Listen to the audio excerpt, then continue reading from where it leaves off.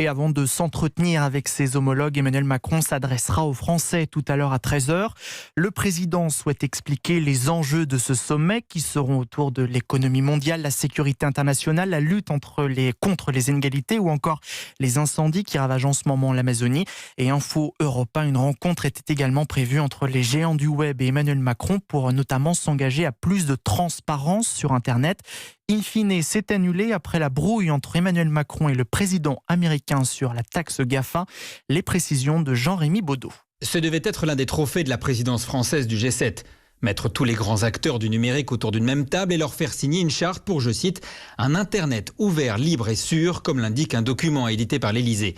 Google, Facebook, mais aussi le français Quant, main dans la main pour lutter contre la haine sur Internet, le cyberharcèlement ou le terrorisme en ligne.